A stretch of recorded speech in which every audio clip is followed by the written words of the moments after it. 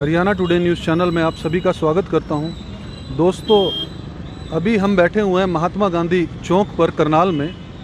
एक special report आपसे साझा करने का मन हुआ, जो आज ही इसका खुलासा हुआ है। इंडियन मेडिकल रिसर्च जो टीम है इंडिया की, इंडियन मेडिकल काउंसिल रिसर्च जो सेंटर है, उसने एक सीरो सर्वे करवाया जिसमें कोरोना को लेके बड़ा ज़बरदस्त अपडेट आया है हमारे सामने। और वो अपडेट यह है कि लगभग 75% लोगों के अंदर जो है एंटीबॉडीज़ बन चुकी हैं।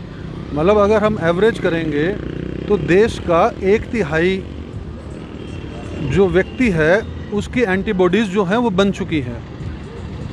और कोरोना वैक्सीन को लेके पैनिक होने की ज़रूरत नहीं है अभी दोस्तों, क्योंकि अगर एंटीबॉडीज़, और ये सर्वे जो खुद है इंडियन काउंसिल मेडिकल रिसर्च ने सीरो सर्वे करवाया है, जिसके अंदर अलग अलग स्टेट, चाहे वो मध्य प्रदेश हो जहाँ पर सबसे ज़्यादा 79% जो है एंटीबॉडीज़ लोगों के अंदर पाई गई।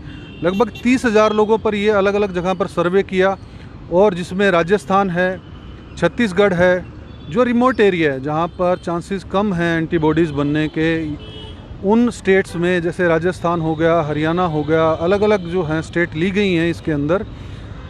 और कोरोना को लेके क्योंकि सारी नेगेटिव अफवाहें ही फैलाई गई हैं आज तक, न्यूज़ चैनल हों चाहे अखबार हों, कोरोना बड़ा ख़तरनाक है, मास्क डालना चाहिए, ऐसा करना चाहिए, वैसा करना चाहिए, वैक्सीन लगवा लो नहीं तो मर जाएंगे। जबकि गवर्नमेंट ने ऐसा कहा कि वैक्सीन लगवाने के बाद भी अगर दोनों डोज आप ले लेते हैं तब भी जो है वो कोरोना होने के चांसेस हैं।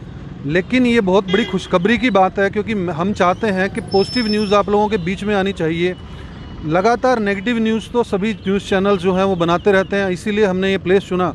बापू गांधी का देश है, यहाँ पे सब चलता है।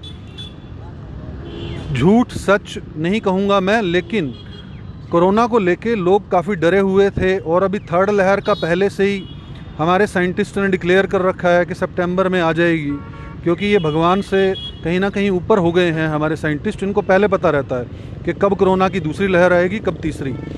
लेकिन खैर ये मुद्दे की बात नहीं है। मुद्दे की बात ये है कि इंडियन काउंसिल मेडिकल रिसर्च ने ये सर्वे करवाया, सीरो सर्वे है ये, और उसमें ये खुलासा हुआ है कि लगभग 70 से 75% लोगों के बीच में एंटीबॉडीज़ बन गई हैं। मतलब अगर हमारे घर में 4 लोग हैं तो उनमें से 3 लोगों के बीच में अपने आप एंटीबॉडीज़ बन गई हैं। और अगर एंटीबॉडीज़ बन गई हैं तो फिर वैक्सीनेशन को लेके गवर्नमेंट फिर भी इतनी पैनिक क्यों दिख रही है, फिर भी इतना फोर्स क्यों कर रही है, और इतने लॉज जो हैं क्यों लगा दिए हैं इन्होंने, इतनी रिस्ट्रिक्शंस लगा दिए हैं एक आदमी के ऊपर। अगर मुझे कोरोना पहली बात तो नहीं हुआ, और अगर हुआ भी तो ठीक हो गया, तो और मैंने वैक्सीन भी नहीं लगवाई, ठीक है, इम्यूनिटी क्योंकि मेरी अच्छी है, तो फिर मैं वैक्सीन क्यों लगवाऊं? ऐसा गवर्नमेंट ना कह के, क्योंकि ऑप्शनल, वैसे सुप्रीम कोर्ट की जो गाइडलाइंस हैं उसमें यह है, ऑप्शनल है कि आप अगर चाहें तो वैक्सीन लगवाएं, चाहें तो ना लगवाएं। इसीलिए दोस्तों इस वीडियो को ज़्यादा से ज़्यादा शेयर कीजिए, ज़्यादा से ज़्यादा लोगों तक पहुँचाइए, क्योंकि हम पैनिक हैं कि हमें वैक्सीन कब लगेगी। अभी पहली डोज नहीं लगी, क्योंकि अभी करनाल के अगर डाटा की बात करें, हम डीसी साहब से बात कर रहे थे कुछ दिन पहले, तो 48% लोगों ने जो है फर्स्ट डोज उनको लगी है, और सेकंड डोज सिर्फ 12% लोगों को लगी है। मतलब अगर गवर्नमेंट अभी पूरा अभियान चलाएगी तब भी वैक्सीनेशन को लेकर 1 साल से अधिक समय लगने की उम्मीद है। और ये सुप्रीम कोर्ट में हल्फनामा भी दिया है, सुप्रीम कोर्ट में हल्फनामा दिया है खुद सरकार ने। सरकार ने खुद कहा है कि अभी 1, 1.5, 2 साल लगेंगे वैक्सीनेशन को लेके। तो आप ज़्यादा पैनिक ना हो, क्योंकि ये अभी आज ही एक ताज़ा खुलासा हुआ है हमारे बीच, और हमने देखा है कि ऐसा, और आप तक पहुंचाना चाहिए ये न्यूज़ को। तो ये न्यूज़ बड़ी इंपॉर्टेंट है, आप अधिक से अधिक लोगों तक इस बात को पहुंचाइए, क्योंकि वैक्सीनेशन को लेके बहुत लोग पैनिक हैं, कोरोना को लेके डरे हुए हैं कि थर्ड लहर फिर से आएगी, और थर्ड लहर तो बच्चों पर भी असर करेगी। जब एंटीबॉडीज़ हमारी बॉडी में बन गई हैं तो हमें ज़्यादा पैनिक होने की ज़रूरत नहीं है। और हमारे देश में वैसे भी जो हमारा देश है वो एंटीबॉडीज़ बहुत जल्दी बना लेता है। हमारी जो एटमॉस्फेरिक कंडीशंस हैं, जो हमारी स्ट्रगल करने की कंडीशन है, या कहें हम नेचर जो हमारे अंदर परमात्मा ने दिया हुआ है, जहाँ पर हम भारत देश की बात करें तो वहाँ पर एंटीबॉडीज़ जो हैं वो बहुत जल्दी बन जाती हैं। तो इस वीडियो को ज़्यादा से ज़्यादा शेयर कीजिए दोस्तों, इस वीडियो को ज़्यादा से ज़्यादा लोगों तक पहुँचाइए कि 70+ % लोगों के बीच में एंटीबॉडीज़ बन चुकी हैं। कोरोना वैक्सीन को लेके पैनिक ना हो, बड़े आराम से लगाएं। वहीं हम सरकार से भी अपील करेंगे कि अगर एंटीबॉडीज़ 70% लोगों में बन चुकी है तो फिर आप इस तरह की रेस्ट्रिक्शंस क्यों लगा रहे हैं। प्रधानमंत्री मोदी जी, क्या वैक्सीनेशन कंपनियों के साथ भी कुछ साठ गांठ का तो मामला नहीं आ रहा?